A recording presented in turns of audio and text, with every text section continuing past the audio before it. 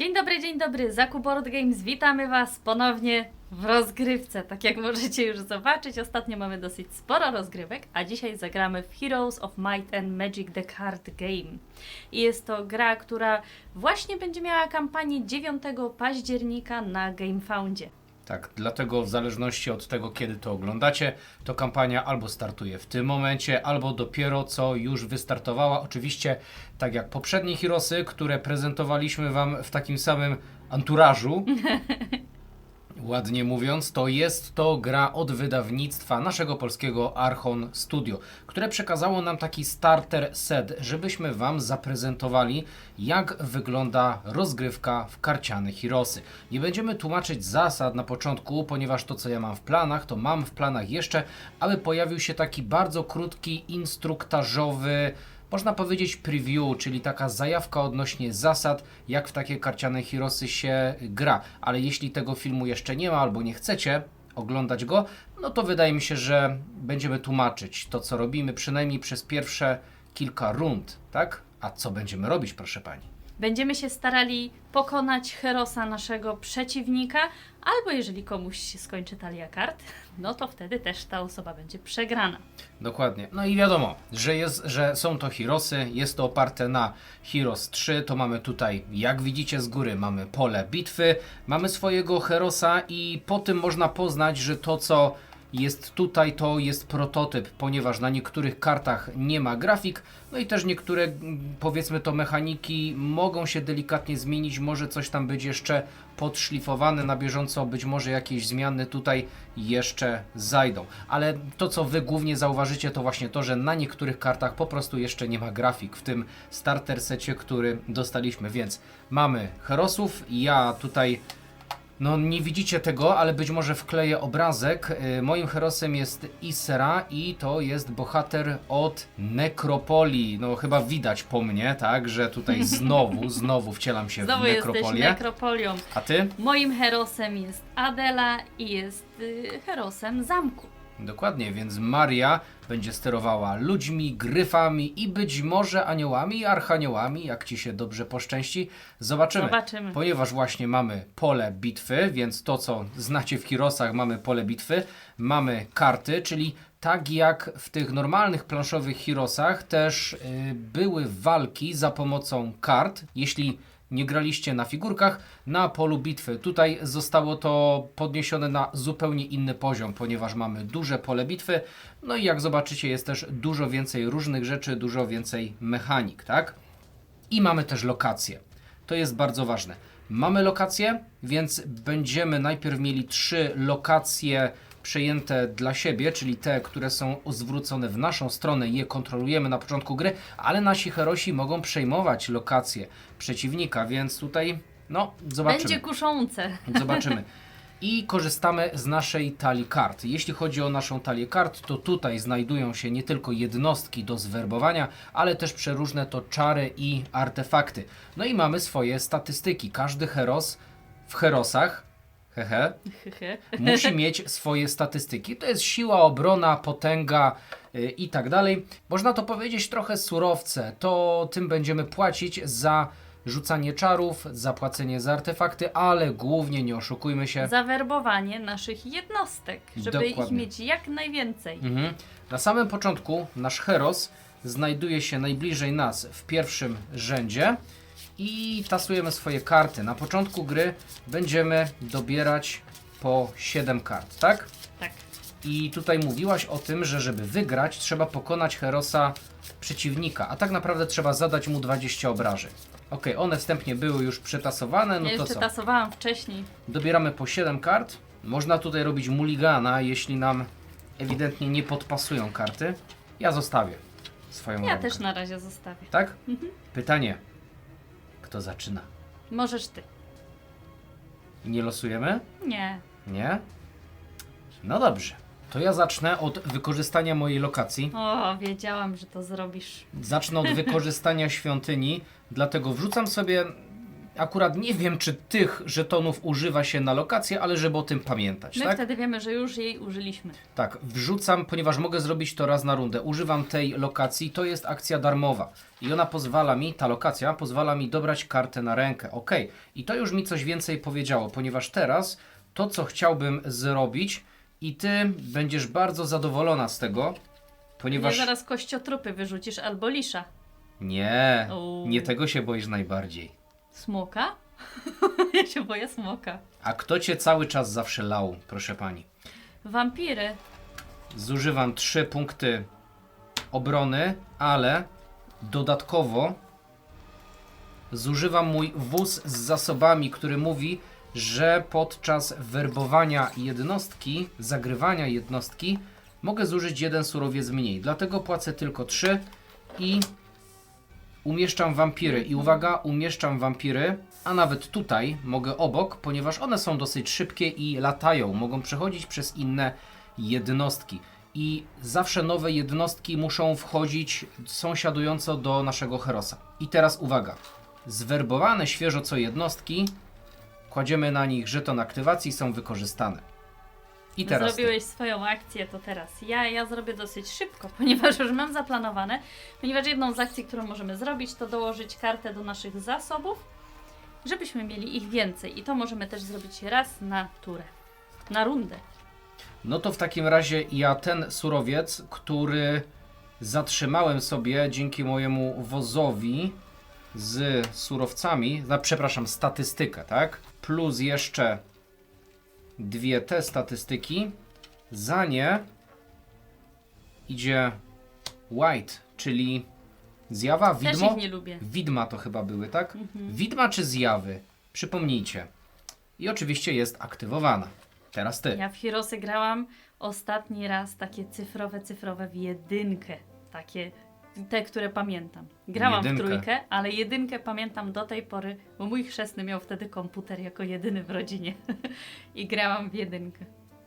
No dobrze, jako że trzeba coś zrobić, to ja zwerbuję jednostkę. To będzie Swordsman. I muszę wykorzystać 2 obrony. I 2 miecze. Nie wiem, atak. I on wykorzystany oczywiście. Ja w takim razie aktywuję mojego bohatera i poruszę się 1, 2, 3, ponieważ bohater może poruszać się do 3 pól. Ponieważ ja wiem, co ty masz w zanadrzu i wiem, że ty będziesz chciała rzucać sporo czarów, a ta lokacja zmniejsza ci koszt czarów. Dlatego mój hero został aktywowany, wrzuciłem na niego żeton aktywacji. To ja wykorzystam logistykę. Logistyka mówi, że mogę 2 jednostki przesunąć o 1 pole. I muszę do tego wykorzystać książkę. To jest chyba statystyka, wydaje mi się, że wiedzy.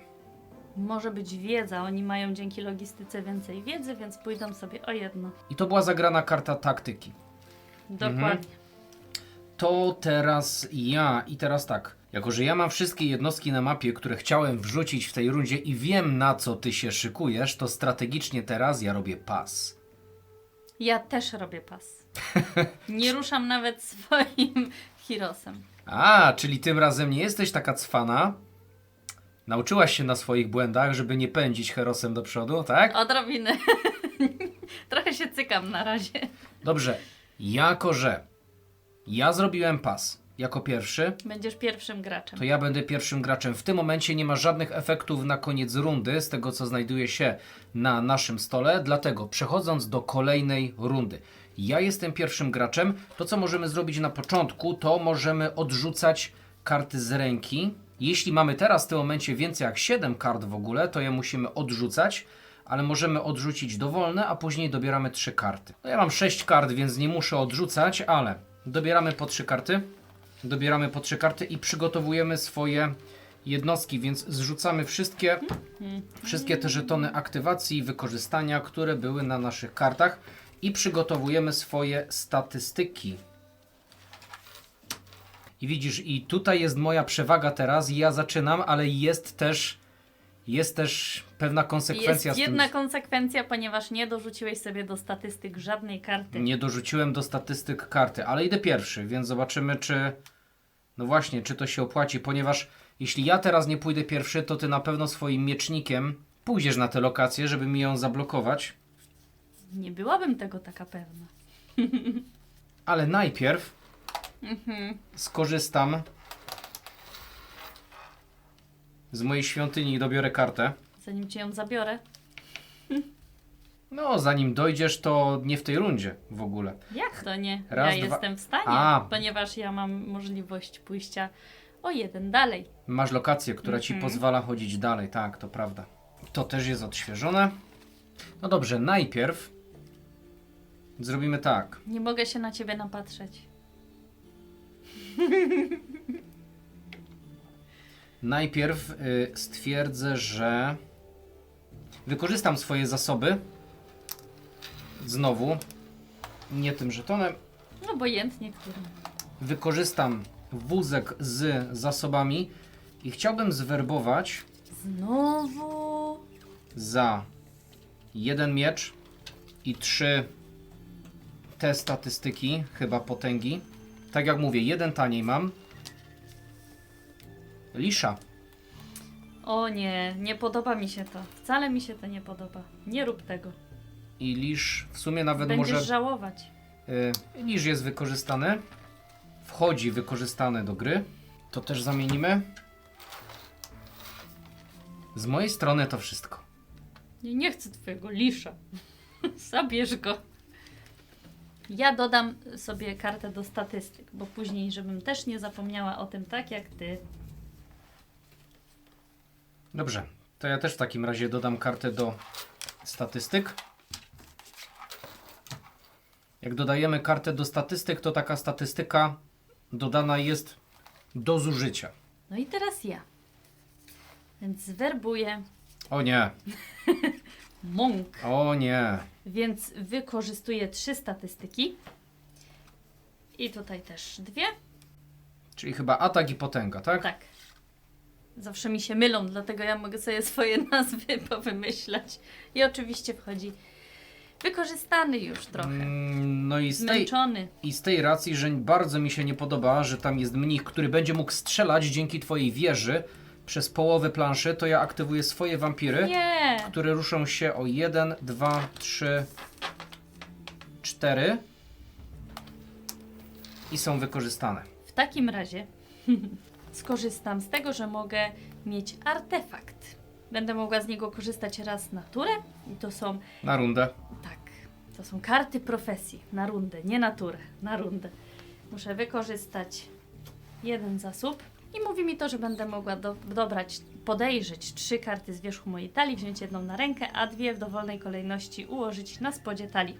I chciałabym to od razu zrobić, ponieważ to nie jest wykorzystane. Dobrze, to wykorzystaj to. Więc wykorzystuję, podglądam. Dobra, i to będzie twoje wszystko, także ja już myślę, co ja bym chciał zrobić. Świetna okazja. Dlatego wykorzystuję 3 obrony i 1 wiedzy. Nie Albo rób nawet tak. tego, nie rób. Wampiry i wygląda to tak, jeśli mamy już daną jednostkę, mógłbym albo zwerbować nowe wampiry na planszę, albo zwiększyć poziom armii. To jest kluczowe.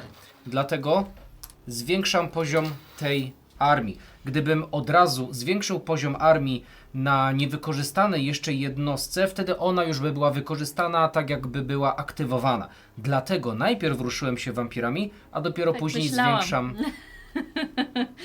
Tak, myślałam, bo z ciebie szczwany lis jest. To ja chciałabym się moim herosem poruszyć. O 1. O 1. Tak. Ty na pewno chcesz wejść na świątynię moją.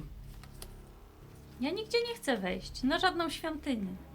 Został mi 1 lipny surowiec do wykorzystania. To w takim razie ja aktywuję moje zjawy. Mogę nimi poruszyć o 3.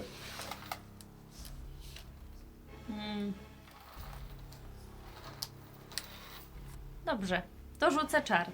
I bardzo bym chciała pobłogosławić moich swordsmenów. I to mi będzie mówiło, że zadaje 1 obrażenie więcej przy ataku, no i przy odwecie.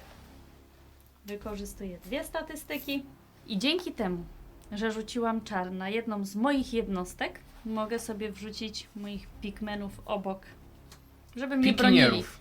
Tak. Ponieważ oboje mamy takie karty jak Vanguard. To są jednostki, które możemy werbować. Ich pula zawsze znajduje się obok planszy, to jest taka oddzielna pula. I jeśli wypełnimy pewien warunek, w przypadku zamku to jest rzucenie czaru na jakąś swoją jednostkę, wtedy raz na rundę możemy z tego skorzystać, żeby taką jednostkę zwerbować. Dlatego właśnie wrzuciłaś sobie pikinierów.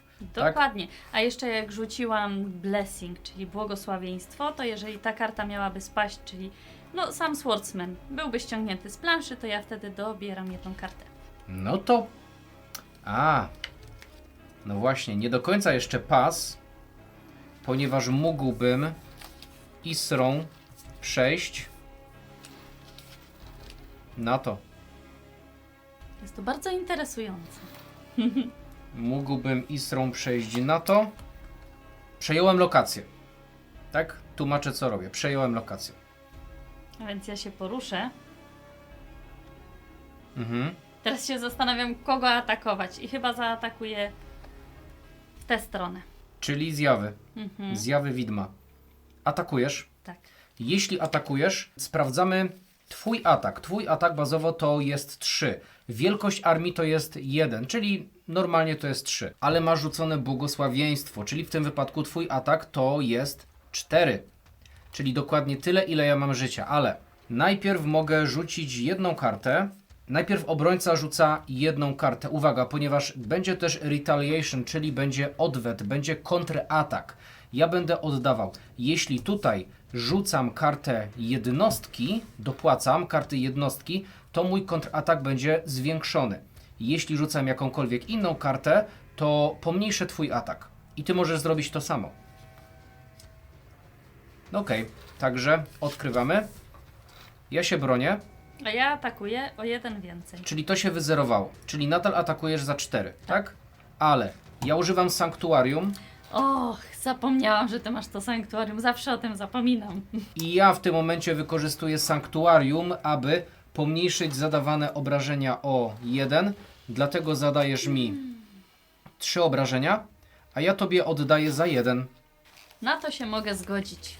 I uwaga, jako że widma były wykorzystane i teraz zrobiły kontratak, to obracam, żeby zaznaczyć, że jedno i drugie, Bo ponieważ i to. kontratak też można robić tylko raz. No chyba, że to są gryfy. To one mogą kontratakować ile wlezie. Dobrze, to teraz ja. Jako że przejąłem magiczną kapliczkę, która obniża mi koszty rzucania czarów, to wykorzystuję swój ostatni surowiec, który wrzuciłem sobie i robię animację zmarłych. O, A jeśli robię animację zmarłych, wybieram jeden typ nieumarłego, w tym przypadku wampira, z mojego stosu kart odrzuconych i wraca mi na rękę. I teraz ty. a ja pas. Tak myślałem. No dobrze, w takim razie ja nie mam surowców, mam wszystkie wykorzystane jednostki, więc też muszę zrobić pas. Dlatego ty będziesz pierwszym graczem, możesz decydować się, żeby odrzucać karty z ręki. Ja mam 6, nie muszę tego robić. Ja mam 3, nie zamierzam ich odrzucać. Dobieramy po 3 karty i przygotowujemy wszystkie swoje jednostki i lokacje. Na samym początku chciałabym wykorzystać mój artefakt. Podejrzeć 3 karty. Czy to jakiś kolejny blessing paskudny? Albo Nie wiem. może gryfy? I co robisz? Och. Chciałabym mieć gryfy. Tak myślałem. Ale nie mogę mieć gryfów. Ojoj. Ale się zdradziłam. Nie stać cię. Nie stać cię na gryfy. Już będziesz wiedział, co będę chciała robić, ale ja sobie dołożę tutaj do tarczy. Nie atakuj mnie od razu, bardzo cię proszę. To żeby zablokować mnicha na strzelanie, ale Nie blokuj mnicha na strzelanie. najpierw używam świątyni i dobieram kartę. I teraz rusz tym wampirem obok mnicha. On lata, nie? Tak, Przelecę w ten sposób. znaczy nawet jakby nie latał, to przez lokację może przejść. No i atakuje mnicha. Ponieważ poruszył się i atakuje mnicha, czyli tak. Teraz wampiry biją bazowo za... 4. Tak, biją bazowo za 4. Mnich ma 4 życia. Więc najpierw czy zagrywasz kartę, ponieważ nie musisz tego robić. No ale ty też zagrasz wtedy. Zagram na pewno. A ja zagrywam kartę. Ja zagrywam kartę na obronę, żeby z kontrataku dostać mniej obrażeń. Ponieważ nie jest to karta jednostki, więc ja ci zadaję 4 A ja obrażenia. tobie 1. Bo masz obronę. 1 obrażeń, wrzuć aktywację, że zostały A aktywowane. mój mnich powinien dostać 4. Ale jako, że mam pik mana, to on jedno... Pikiniera. Dobrze, ja czytam tak, jak mam na karcie. To on bierze na siebie jedno obrażenie. Więc tutaj mam 3 i on bierze jedno. Ponieważ Dokładnie. wszystkim sąsiadującym moim jednostkom pomaga. I to jeszcze sobie wrzuć. No dobra, powiem, że nie przemyślałem tego jakoś tak super, ale z drugiej strony minisi teraz nic nie zrobią, a jeśli minisi zaatakują wampiry, to wampiry też oddają. A jak wampiry zlikwidują jednostkę, to się wtedy uleczą, więc de facto, czy to było takie złe, czy nie? Zaraz się okaże. Tak, to się okaże. Mogłem jeszcze skorzystać z sanktuarium, żeby też obniżyć to obrażenie, ale na razie nie chcę tego robić. Ja tę antymagię zagrałem na jakąś obronę i zapomniałem jej ściągnąć. Ja po prostu zwiększę sobie liczebność moich Mnichów? mnichów. A, czyli mogłem ci ich jednak zbić. Bardzo się cieszę, że tego nie zrobiłeś. Czyli wydaję zasoby. Tu są 3 Statystyki. statystyki. No i bardzo niedobrze, ponieważ teraz minisi będą oddawać za więcej. Mnie się to podoba. A mi się to nie podoba. To może mnie nie bij. Wiesz co, ja chyba chciałbym uciec trochę chociaż, ale jak ty mnie okrążysz, to też nie będzie dobrze. No dobrze, to na wypadek, gdybyś jednak chciała mnie bić, tamte wampiry, No nie. Przecież ich jest tu dużo. Nie potrzebujesz ich więcej. wydaje i wampiry. O, Więc proszę mi tam zwiększyć znowu armię. nie. Połóż jedno na drugie. Dobrze, to ja bym chciała mieć gryfy. W końcu. A miej sobie te gryfy. Mam nadzieję, że mi ich nie zbijesz.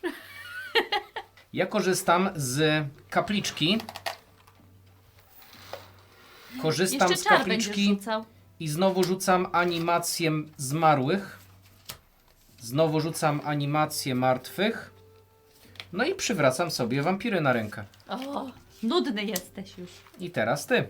Ale zauważ, że użyłem 2 razy animacji, a możemy mieć tylko 3 kopie danej karty w talii. No i obyś już więcej tego, żebyś miał na samym dnie, mam nadzieję. No to jedziesz. Czy ja chcę się poruszyć, czy najpierw bym chciała cię zaatakować? W którą stronę chcesz się poruszyć, bo się przyblokowałaś tym gryfem? A, ponieważ ty byś chciała z tego skorzystać i się ruszyć na sanktuarium. Nie masz innej opcji. Niekoniecznie. Nie, do Ponieważ sanktuarium nie chciałabym- dojdziesz. Zaatakować nimi? Tutaj w twoich... żeby ich wykończyć po prostu już, bo tak mi przeszkadzają w tym miejscu. Okej, czyli atakujesz white'y, tak? Za 4. Okej. Najpierw ja rzucam kartę. Ja nie rzucam. Nie rzucasz? To ja zagrałem jednostkę, czyli mój odwet, mój kontratak będzie większy. Czyli ja ci oddaję za 2. Ty tę jednostkę mi niszczysz, a ja ci oddaję za 2.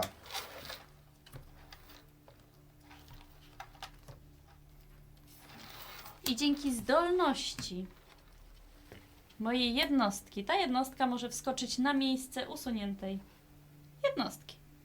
Tak, ale na razie nie przejmujesz, Nie ponieważ przejmuję, lokacje... ponieważ tylko nasi herosi mogą przejmować lokacje, a nie nasze jednostki. No dobrze, jesteś w idealnej odległości swoimi pikinierami od mojego lisza. Dlatego ja bym chciał strzelić. Bardzo nie lubię jego zdolności. Tak, dlatego chciałbym strzelić swoim liszem. Na razie jak aktywowałaś swoich mieczników, ja się trochę bałem, że jednak podejdziesz do mnie. Chociaż nie wiem, czy mogłabyś tak daleko, ale w każdym razie strzelam swoim liszem do pikinierów. No i teraz tak. Czy rzucasz kartę? Ponieważ obrońca pierwszy. Nie.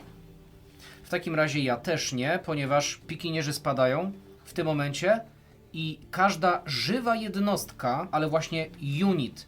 Więc pytanie, czy twój bohater się do tego zalicza? Wydaje mi się, że nie, ponieważ mój bohater nie jest oznaczony jako undead. No i jest, że A mój unit. nie jest jako living. Tak, ponieważ mamy albo unit, albo jako hero. Dlatego wydaje mi się, że twój hero, twój bohater nie dostaje, ponieważ od Lisza jest teraz wybuch ciemnej energii, dlatego twój mnich dostaje jedno obrażenie. Czyli jeden mnich spada. Jedna armia mnicha spada, tak. Gdybym zrobił to wampirami, to wampiry by się uleczyły, ale mogę teraz, Bardzo mnie to ucieszyło. zrobić kolejny myk. Mogę zapłacić jeden tego surowca, żeby rzucić kartę nekromancji. A nekromancja się wzmacnia jeszcze dodatkowo z moim bohaterem. Dlatego, jako że usunąłem ci pikinierów, to teraz mogę wrzucić sobie szkielety od razu ze zwiększoną armią. I powiedzmy, że wrzucę je tutaj i one też wchodzą jako wykorzystane. Bo ty przy tym jak rzucasz czary na swoje jednostki możesz rzucać pikinierów, a ja jako że jestem nekromantą, Istra jest nekromantą, no to może wzywać szkielety. A rzuciłem właśnie kartę nekromancji, która jest kartą reakcji. Reakcji na to, że usuwam jakąś twoją jednostkę. Więc powiedzmy, że zdolność, ponieważ ja to też mam raz na rundę, czyli zdolność Isry, czyli wrzucę sobie to na dół, tę aktywację, albo po prostu będziemy to pamiętać, tak? Zdolność Isry na szkielety została już wykorzystana, bo sama Isra jeszcze będzie mogła się ruszyć. I oczywiście ta kapliczka tutaj, odpowiedni żeton na to wrzucę. Wykorzystałem zasób do rzucenia tego czaru. I z mojej strony to by było wszystko prawie, ponieważ to szły lisze. To ja mam pas. Już masz pas. No dobra. Czy ja coś mogę jeszcze zrobić? Mam miecz i mam trochę potęgi. To ja w takim razie za ten jeden surowiec rzucę magiczną strzałę w twojego gryfa. Także dostajesz jedno obrażenie. Nie dorzucałem jeszcze na żadną statystykę, dlatego chciałbym to zrobić. Dorzucę sobie na miecze i chciałbym wykorzystać oba te miecze, żeby zrobić sobie artefakt. I ten artefakt mówi, że raz na rundę mogę zamienić miejscami moją jednostkę z jakąś twoją jednostką. Ale na razie mi się to nie opłaca. No i dobrze, i w tym momencie ja także mam pas. To możemy odrzucać karty. Dobieramy. Tak, dobieramy 3 karty.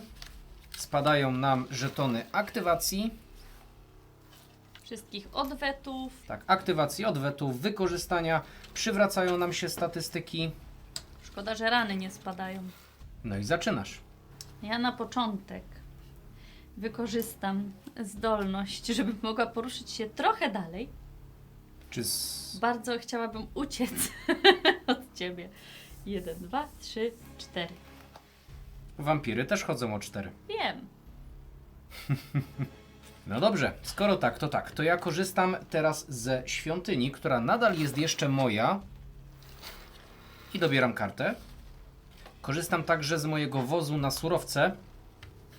I płacę 2 walki, 2 ataku. I płacę 3, ponieważ tu mam taniej. 3 obrony. I wrzucam czarnych jeźdźców. Czarnych rycerzy. Tak, czarni rycerze. Czarni rycerze w Heroesach 3 to było coś naprawdę grubego. No i oni oczywiście są wykorzystani. Najpierw mój artefakt.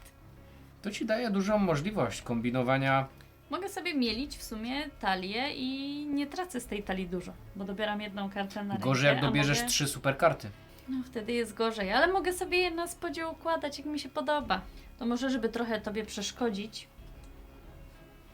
Kolejny mnich. tak, rzucę kolejnego mnicha, bo tak trochę się cykam, mimo że twoje wampiry mogą latać. Czyli nie zwiększasz tych mnichów, Nie, tylko chcesz rozbić swoje jednostki. tak. Uwaga, kiedy poruszamy się naszymi jednostkami i wejdziemy jednymi na drugich, mnisi by weszli na mnichów, no to wtedy te armie by się połączyły. To warto wspomnieć. To mi się kojarzy, jak w niektórych grach tak jest, że właśnie tak wchodzą na siebie takie blum. Z jednej strony chciałbym się moimi czarnymi rycerzami zamienić z twoimi gryfami i być bliżej twojego bohatera, ale z drugiej Gryfy strony... latają. No tak, tak, tak, ale w tym momencie bronią jednak tego bohatera, nie?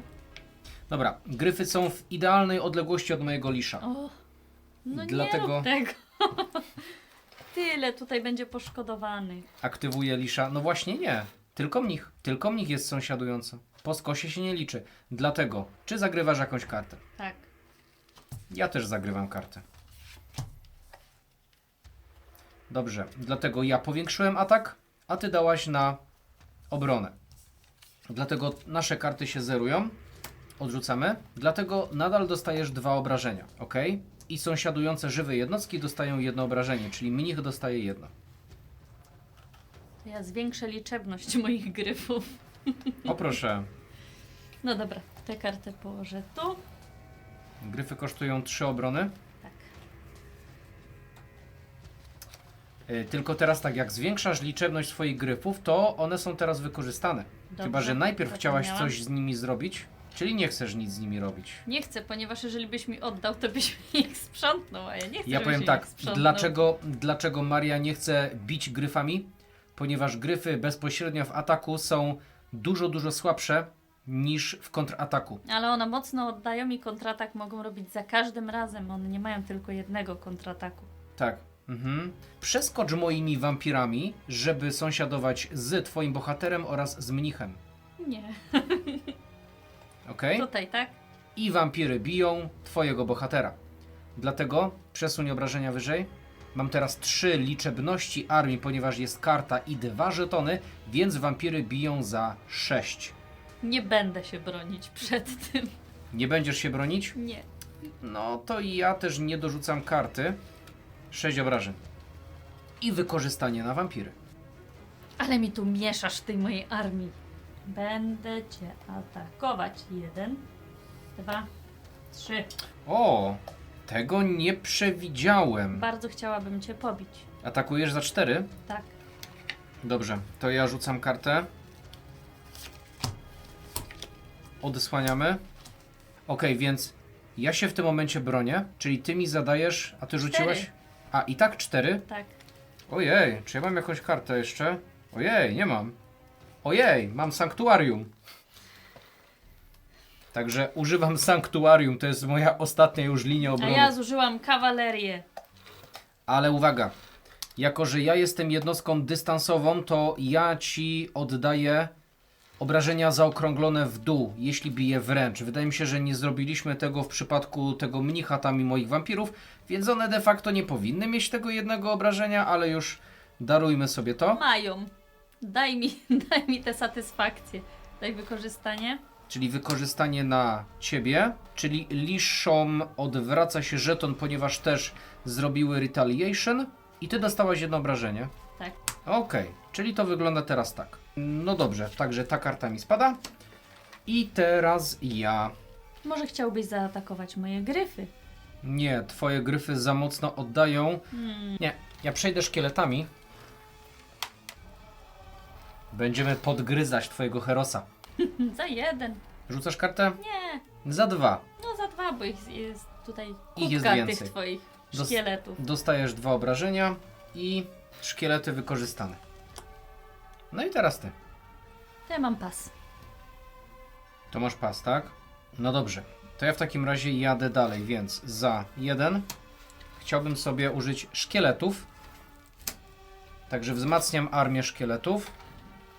Tam proszę wrzucić. I dokładam jedną kartę na statystyki.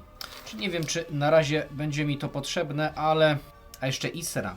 Chodź tu. Ale to jest obojętne, bo ty gryfami i tak możesz do mnie podlecieć. No to ja też mam pas. Nie ma tutaj żadnych efektów na koniec rundy, na początek rundy, więc przechodzimy do kolejnej. Ty jesteś pierwszym graczem. Dobieramy po 3 karty i przygotowujemy swoje statystyki oraz karty.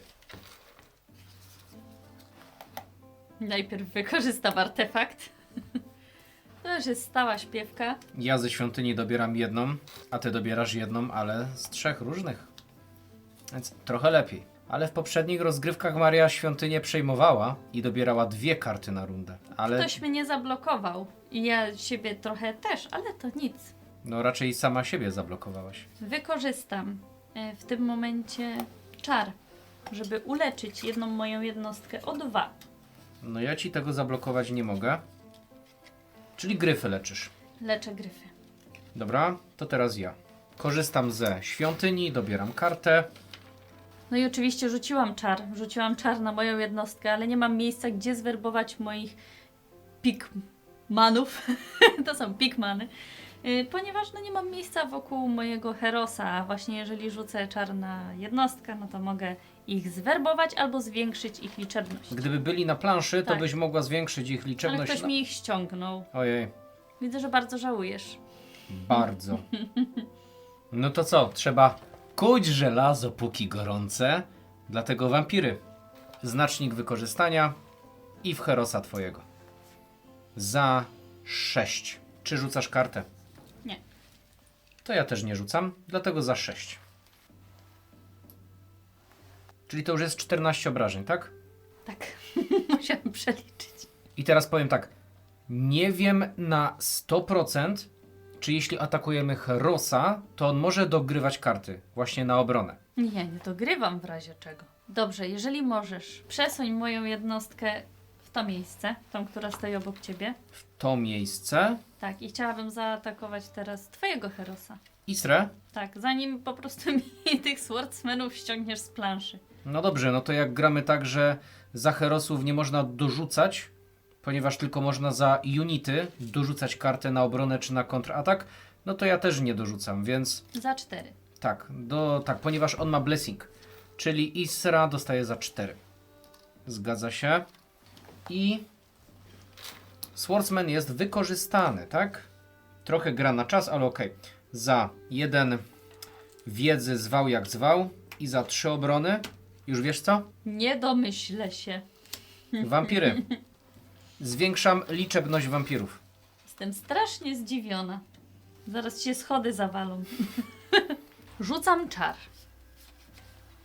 I rzucam czar na twoje wampiry. O, Niewiele to zrobi, osłabiasz je? ale osłabia mnie, więc o 1 mniej będą atakować. Dobra, i użyłaś 1 obrony do tego. No dobrze, to ja w takim razie wrzucę sobie kolejny surowiec na mieczyki. I teraz ty. Póki jeszcze mogę, zwiększę liczebność mojej armii. Swordsmanów? Tak, Ojej. bo To boję się. Czy oni biją teraz za 6? Tak. Za 7. Ja wiem, że to jest wielka armia nieumarłych i masz korzyć się przed potęgą śmierci, ale trochę się cykam, więc korzystam z hełmu chaosu, zamieniam się z tobą miejscami i to było free, ponieważ to było skorzystanie z artefaktu, a samą Isrą uciekam 1, 2, 3. On chodzi o 3, więc jak skorzystasz z tego, to może mnie dogonisz. Ona jest wykorzystana. Mój mnich będzie strzelał. Ale dzięki temu, że mam wieżę, Tak, to może będzie strzelał strzelać. dalej. Bardzo poproszę. I bardzo chciałabym właśnie w twojego herosa. Po trochu, ale mam nadzieję, że go wykończę No to pierwsza. zmień 1 na 3. O, dobra. Czyli 6 obrażeń. Tak, i normalnie mnich mógłby uleczyć jedną moją jednostkę o 1, ale heros to nie jest jednostka. To nie jest unit. Tak nam się wydaje. Tak nam się Tak nam się wydaje, wydaje. tak gramy po prostu. Chociaż raz graliśmy tak, że pikinierzy brali na siebie obrażenia z herosa, mnisi leczyli herosa. Ale mówię, instrukcja wyraźnie oddziela unit od hero, więc Więc wolimy to teraz oddzielić. to jest taka kwestia, której po prostu nie dopytaliśmy się. To chyba nastał ten czas. Tak mi się wydaje, że nastał ten czas. Ja myślę, że to jest czas, żebyś spasował. Wykorzystuję zasoby. Wykorzystuję dodatkowo swój wózek. I do gry wchodzą kościane smoki. Nieumarłe kościane smoki. I uwaga, za każdym razem jak one będą atakowane, to twój atak jest mniejszy o 1. Smutne to. Ale ja sobie rzucę czar, żeby zadać ci jedno obrażenie i ściągnąć chociaż jedne szkielety. Chociaż jedne szkielety, to nie robisz tego, ponieważ ja używam sanktuarium. Liczby się mogą aktywować, żeby po prostu ruszyć się w to miejsce, żeby nadal blokował twojego swordsmana, robiąc mu dłuższą drogę tam. Tak, to na razie był ruch liszem. A teraz ty. Ja sobie dodam po prostu kartę. Ona jest do wykorzystania. To ja w takim razie czarnymi rycerzami przejadę tutaj i będę atakować mnichów. W sumie nawet mógłbym wjechać tutaj na świątynię. Temple. Tak, na świątynię. Tak, i mogę atakować mnichów. I teraz uwaga, jeśli mnisi nie mają na sobie żetonu kontrataku, retaliation, to dostajesz w tym momencie jedno obrażenie więcej. Czyli to jest tak, jakbym atakował teraz za 4. Pytanie, czy rzucasz kartę? Nie. No to mnisi spadają. Mnisi spadają i ja teraz mogę skorzystać z umiejętności Isyry, która mówi, że mogę wrzucić szkielety. Dlatego powiększam armię... Wrzucisz mi? Powiększam moją armię szkieletów. Ponieważ w tej rundzie jeszcze tego nie robiłem. To ja mam pas. Masz pas, tak? Chyba też mam pas. To ty będziesz pierwsza. Dobieramy po 3 karty. I przygotowujemy statystyki oraz jednostki. Póki mogę. Wykorzystam. Jeden krok dalej. Moimi swordsmenami, żeby stanęli tutaj. Tak myślałem.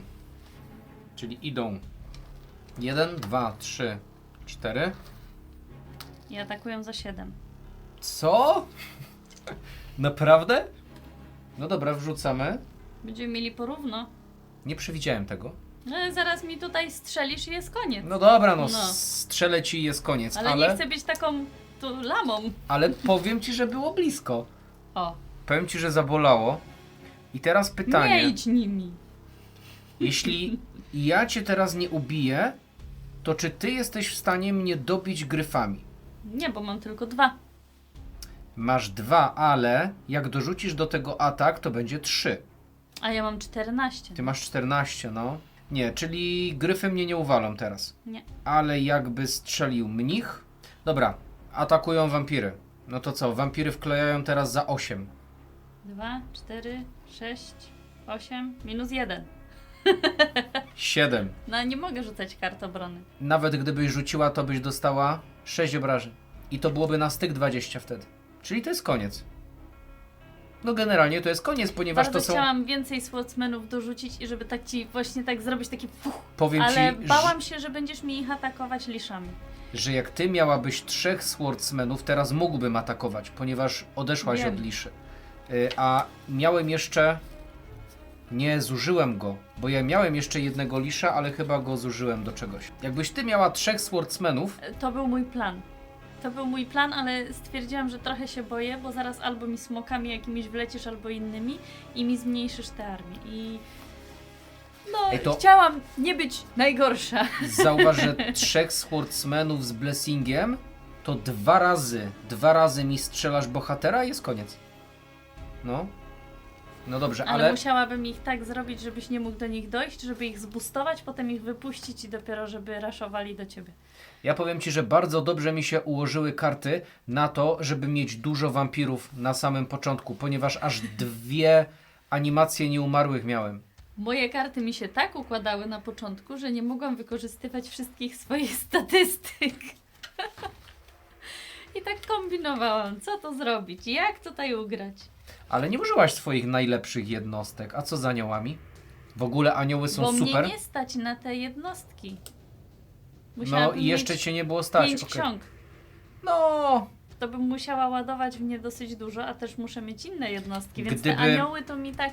gdyby ta lokacja była gdzieś bliżej zasoby i byś je mogła przejąć i byś płaciła Wszystkie mniej. twoje lokacje. No tak, ale uważaj. Dlaczego anioły są super?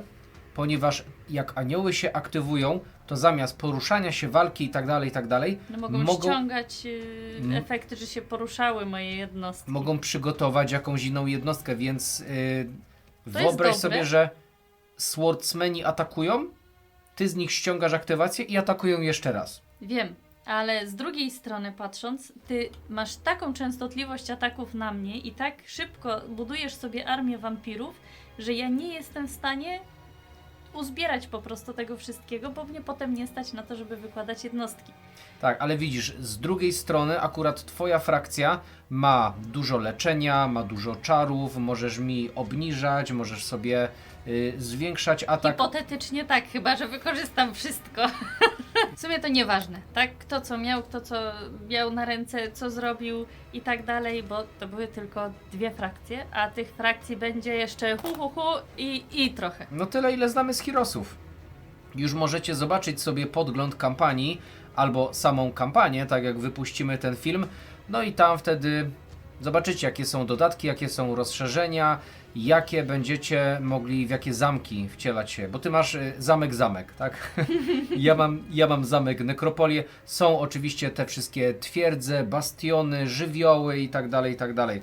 Więc możecie zagrać sobie swoimi ulubionymi frakcjami. Jestem ciekaw, tak teraz już bardzo czysto hipotetycznie, jakby wyglądały planszowe Heroesy, w których walkę rozgrywałabyś tak. To jedna partia by trwała dzień. Wtedy. Tak by mogło być faktycznie. No. Chociaż trzeba przyznać, że no nie są to za długie tutaj pojedynki. Tak jak oczywiście jest to przed kamerą, my wszystko tłumaczymy, staramy się, żeby wszystko pamiętać, każdy żeton dobrze położyć. Jeśli o czymś zapomnieliśmy, to przepraszamy, ale zawsze rozgrywki są dłuższe. Tak jak normalnie sobie gramy, to To raz, dwa. czasami Idzie raz, dwa, ale nam nawet jeżeli by długo szła rozgrywka, tak jak za pierwszym razem, drugim razem graliśmy, no to rozmyślaliśmy bardzo dużo nad swoimi ruchami, żeby zrobić te ruchy dobrze. Ale nawet jeżeli to było długo, to absolutnie nie było czuć tego czasu. że jest downtime. I jak ty myślisz, to ja w tym czasie też myślę, więc to akurat mi się podoba, to tu jest spoko. Oczywiście nie chcemy jakoś super zagłębiać się teraz w recenzję, ponieważ, czy nie w recenzję, a bardziej w pierwsze wrażenia, ponieważ to jest tylko gameplay, to jest tylko rozgrywka, ale podoba mi się to, że różnice do tego, co było w planszowych Heroesach, że tutaj są lokacje i tutaj są ci herosi, którzy rzucają czary jakby też dookoła siebie.